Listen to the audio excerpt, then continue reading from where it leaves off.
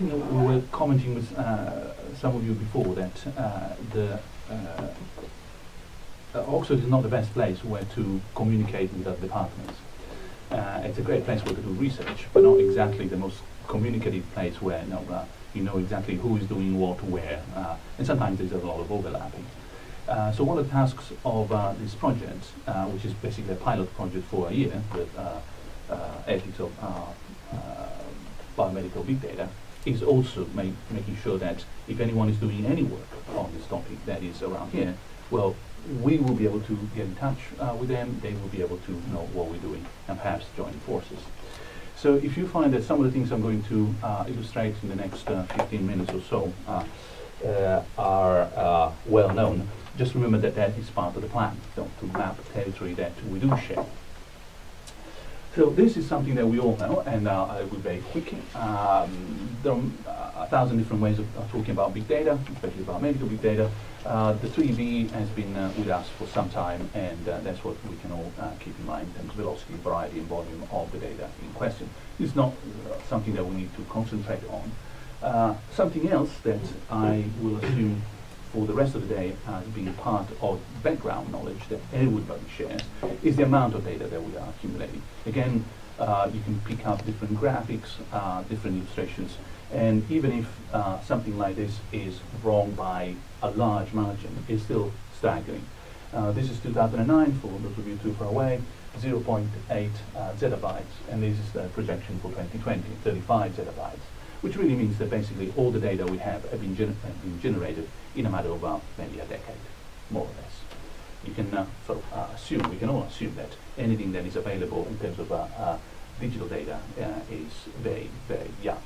There are issues about this, but one thing that we need to remember is that the only constraints in the growth of this massive amount of data are physics, human intelligence, and memory, as in platform, how much space there is, where to dump all this stuff.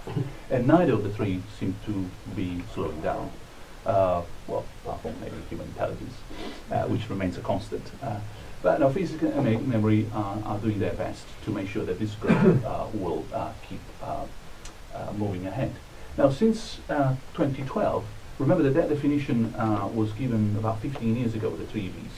But in 2012, the World Economic Forum realized that this big data is of enormous value. Of course, they had in mind not exactly health, but more business. But they really compare that to currency, gold, something that is an economic asset. And as such, it is a resource that, and I'm coming slowly towards the point of health data, is a resource because we can use it for a number of reasons, which I will illustrate in the next slide, given their particular nature. Now, the non-rival nature of data is trivial. It's worth remembering that last time we had a fundamental resource that determined the life of a society, namely oil, we started fighting because that was rival. So the fact that this is non-rival, it helps enormously in terms of how much we're going to get together. Of course, it's rising, as I showed you before, in terms of growth. Oh, by the way, I try to use R's all over the place, just in case. It is refinable, as we all know. It's also renewable, which is suspiciously cheap. More on this in a moment. Nothing that is a precious resource should be so easily renewable as data. Somewhere, somehow, there is a cost, and we better be aware of that. And is repurposable, and that's the whole point. And this is where most of the discussion later on in this presentation about consent starts getting into trouble. The repurposable nature of the data generate headaches in terms of how do I go about acquiring consent for the particular use of those data in medical context. Because it's such a flexible resource, it's also very useful. You can use it to improve, tailor, predict, simulate, decide, and innovate all over the place. And especially for people in Brussels, this starts getting really exciting. I think the Home Office is also a little bit interested in that. Innovation. And that means money, that means growth, that means jobs. Wonderful. Now, this is also true, of course, in the health industry, as we know. Now, given all that, a bit of data in terms of how realistic all this is. Well, big data contributed about 25 billion pounds to the UK economy in 2011. So it does make a big difference in terms of how much it moves things around. The forecast for 2017 is 40 billion. Now, this is a report by the Centre for Economics and Business Research. They might have an interest in showing that that is how much big data is contributing to the economy. Once again, assume that they are hugely off target by 20%, let's say, but they're still static. It's not surprising that we're having this discussion here with those data and the successful exploitation of big data in the UK, because according to Open Data Barometer, which is an independent agency for assessment of how governments are using big data in their own internal sort of applications, the UK is number one. I think it's immediately followed by the darker areas around the world, Scandinavian countries, US. As you cannot see, these are the different areas where the British government is being successful, up to 100% all the way around, in applying big data for particular purposes. Citizens and society, entrepreneurs, data sets for accountability, social policy, innovation. The one that is lacking here, and you can see at least the shape of the graph, is impact on the social side. That's where even the top of the class in all governments still needs to make steps forward, which brings us again to the topic of our meeting. There is plenty of room for improvement here. As we will hear today, big data are a socially valuable resource, and I will say more about this because I expect more will be said, at least in that direction, later on. In terms of health, and I'm coming close to the topic, and I also need to keep an eye on the time, having said what I said about people running out of time. This is a particular interesting, valuable example of how big data is being used in health. It's a European example. The IME, or IME, or different ways of pronouncing this, the Innovative Medicines Initiatives, is the world's biggest public-private partnership in life sciences. Just been renewed for 3.3 billion euros, 2014-24. So it's a huge investment, truly immense in terms of effort. And part of that is EMIF, the European Medical Information Framework, which has been funded for 5 years for 56 million euros, which is trying to, as they, or I should say by now, we present on the website, create an environment that allows for efficient reuse of existing health data. Basically, it's the idea that there's so much data wealth in Europe that is not being exploited properly, that something needs to be done at a sort of meta level to make sure that the hospital, the research group, the university, the institution, the big pharma talk to each other and exploit those data properly. Now that, of course, is at the same time, technical, ethical, medical effort that requires a lot of expertise put together. There are 3 lines of research here, the platform for EMIF, but also 2 particular sort of pilot applications, as you went, 2 benchmarking moments. One, what happens with the Alzheimer's disease, and the other one, what happens with metabolic issues. Issues concerning complications when you eat too much, obesity. Now, this is a clear example of what I meant in terms of social value and health value of big data. Back to the issue, as I said, this is not coming for free. I mean, there are a lot of costs in terms of acquisition and storage, curation and usability, security and safety, accessibility, analytics, of course, law and ethics, and that's why we're meeting today on these topics. And at the end of the day, all this comes with $1 attached to it, or €1 or £1. So anything that you need to solve from top to down will require some kind of financial effort. Now, more in terms of straight to the issues that I personally would like to explore within this project. One is the impression I have that big data, in terms of epistemology of big data, is a matter of identifying small patterns. And because the patterns are small, as I will illustrate in a moment, then huge efforts have to be made, and the sort of a big digging that needs to be done to get those small patterns in a significant way means that you break a lot of bases around you. I mean, there's a lot of impact. So one is small sensitive patterns and how we deal with them. The other one is an issue that is becoming more sensitive as we speak, namely privacy applied not just to individuals but also to groups. Then, of course, the point that I already made about repurposing, including social data, data that comes from social media, and how we can deal with that in terms of consent. And finally, consent and philanthropy, what it means for people to start developing a culture where basically you donate your data for research, in the same way in which you may donate your organs, for example. Now, quickly on all this, because we don't have much time, I've already said something about the discovery of small patterns, big data. They require increasingly powerful tools, and therefore they can be invasive. I look at this a bit like fracking, mind the spelling. It is a problem of understanding what impact you're going to have in order to extract the resource, because it's a kind of violent way of getting those small patterns. Because they are sensitive, those small patterns that we identify, well, they are old data-related problems. Privacy, ownership, usability, this is stuff that has been with us for a long time. I mean, I remember it, 10, 15, 20 years ago was already an issue.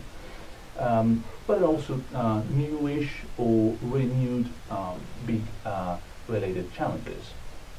And that's where I want to move to the group C idea. When we deal with an individual that is informationally inexhaustible, now you pick up Mary, or Alice in this case, and there is no amount of description that can exhaust that resource as a source of information out there. Because of that, and because it's something that basically you can expand ad infinitum, just if you need a more mathematically oriented analogy, it's just the number of real numbers between 0 and 1. You can have as many as you like.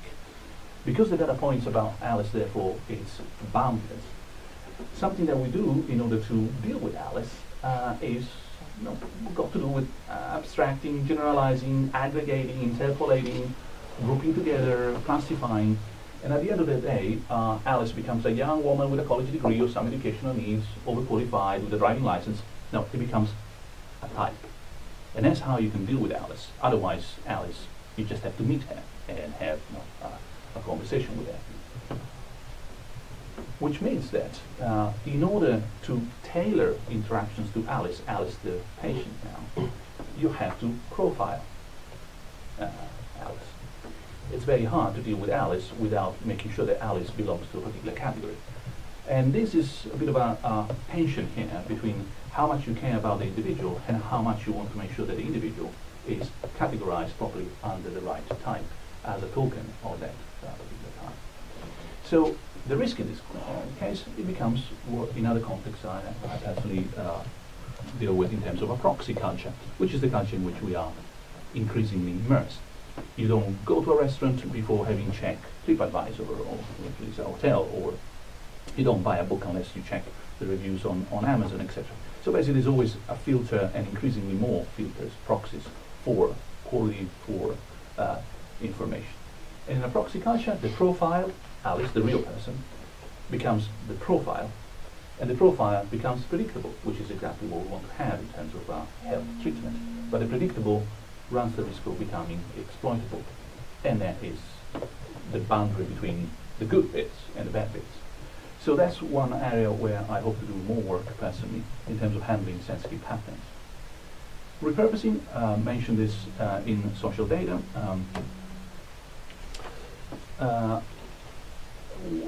Because we all know this, I will be quick on this as well. There's an upstream problem in terms of repurposing of data and consent, and a downstream problem.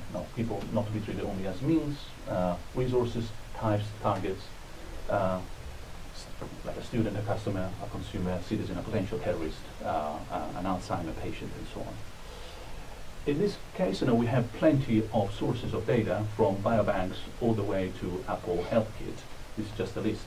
I know you know, so I won't have to highlight this too much. A couple of examples of what's happening on the social media so that we understand what repurposing means. This is what has happened with Nike. In 2006, they launched Nike iPod, and they were really into producing gadgets. By 2014, they've given up completely. They don't care about the Nike fuel bands, which will be discontinued. But what they care is the 20 million users on Nike Plus, the database which they have. Those are 28 million people that are not English speaking, sufficiently wealthy, they have time in their hands, etc. And they need to be taken care of. So what Nike said that they want to be the Apple for music when it comes to sports-related health data. You can see where the shift is moving. To the extent that these days you can have a comparison of best diabetes iPhone and Android apps of the year. When I discovered that, I was astounded. I thought it was like something that's growing these days. No, it's old. It's been around already for a while. That's 2014. And the reason is that in the diabetes case, a specific case, 2012 is when we had 1.5 million deaths for diabetes. 2014, sorry about the graphics, which has been screwed up by the screen. The estimate is that 9% of the adult population will be suffering. The World Health Organization projections will be suffering from diabetes. And in 2030, diabetes will be the 7th leading cause of death. Now that is an immense market, just to put it bluntly, and that's why Apple is interested. This means that you have millions of people ready to buy your gadgets and be enrolled in a database. Comes the iWatch. I was very skeptical when they launched it until I read something very recently in the Financial Times.